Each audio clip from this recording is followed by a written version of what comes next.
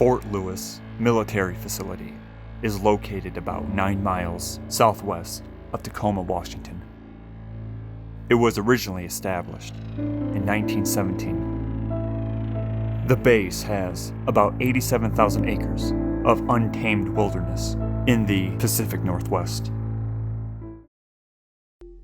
In 1978, at the Fort Lewis U.S. Army installation, a very strange sighting was made from a soldier named Edwin Godoy.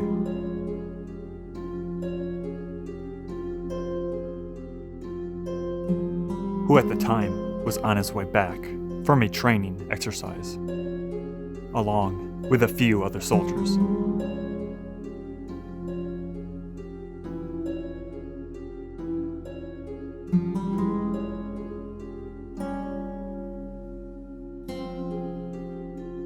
The truck he was driving suddenly stops and slowly comes to a halt around 8 p.m.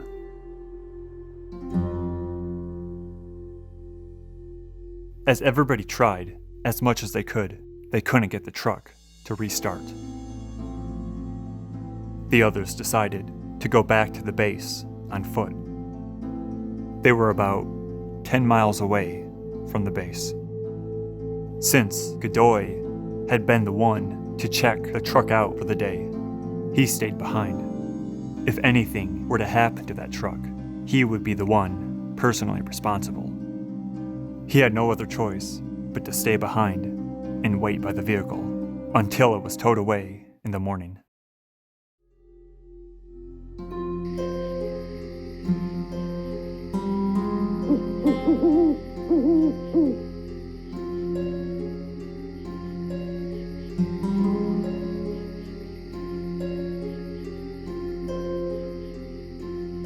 A little after midnight, Godoy starts to drift off.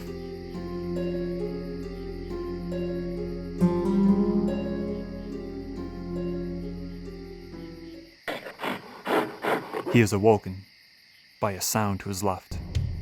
He can see a dark figure about 300 yards away from him. As he stared, he couldn't make out exactly what it was, but it was very tall, and it looked like it was covered in fur. The eyes were glowing like most animals at night. He described the figure as swaying back and forth and staring directly at him. Without warning, the figure burst out, running towards him.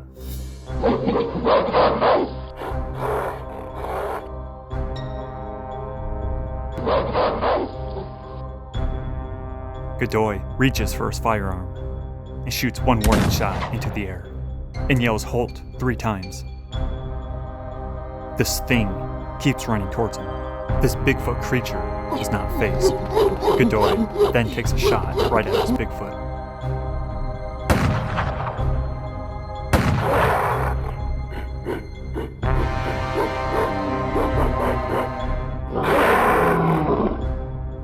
It runs to the forest and disappears into the darkness.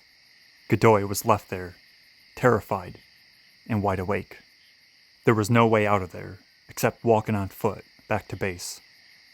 He decided to lock himself in his truck, but he was well aware that that wouldn't provide protection against this large figure, which wouldn't be too happy with being shot in the chest.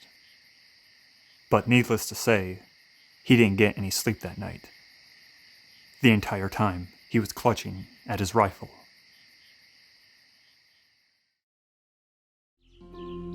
The tow truck arrived around 6 a.m. The mechanic made a radio call, and a group of men arrived wearing white lab coats and gloves.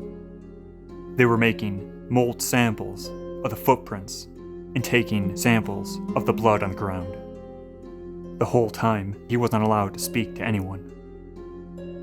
Godoy was then transferred to the base hospital. Instead of the usual staff, the doctor that examined him was an Air Force full colonel. Which was strange, this was an Army base. The doctor seemed to be interested in his encounter. Godoy was then thoroughly examined having blood and skin samples taken. Afterwards, he was told to return to his barracks and not to mention the encounter to anyone.